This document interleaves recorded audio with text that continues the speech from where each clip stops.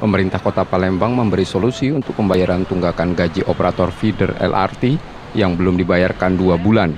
Rencananya, pembayaran gaji untuk sopir feeder LRT dilunasi Senin 11 Desember 2023. Hal tersebut setelah Pemkot Palembang melakukan rapat bersama OPD terkait tentang tunggakan ke pengelola angkutan feeder LRT Musi Emas.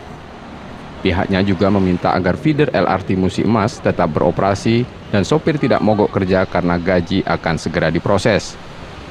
Alasan mereka itu benar juga. Hari ini kita sudah sepakati bahwa tidak ada penyetopan, tidak ada pemberhentian operasional. Ini semua tetap dilaksanakan operasional seperti biasa. Berkaitan dengan pembayaran dan semua, kita sudah sepakati bahwa dalam minggu ini Senin untuk Oktober itu sudah bisa kita bayarkan, sudah sepakat dari tim BPKP, inspektur, hukum dan semua sudah kita pelajari. Untuk bulan berikutnya itu akan kita buat pernyataan-pernyataan bersama, ya. Jadi semua udah clear. Pembayaran sempat tertunda karena menunggu hasil audit BPKP. Dari hasil audit ditemukan kelebihan bayar dari Pemkot Palembang sebesar Rp173 juta karena perubahan harga BBM. Hasil review BPKP itu ada kelebihan bayar kita 173 juta.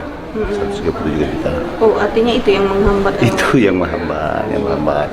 Kan sekali lagi saya sampaikan dengan rekan-rekan kita, pemberian subsidi ini kan harus ada rambu-rambu dan harus ekstra hati-hati. Setiap bulan, Pemkot Palembang menganggarkan sekitar Rp1 miliar untuk membiayai operasional angkot feeder LRT Musi Emas. Pemkot menanggung rute koridor 1 dan 2 yang dioperasikan 29 armada. Rizky Nurmizan, Kompas TV Palembang, Sumatera Selatan.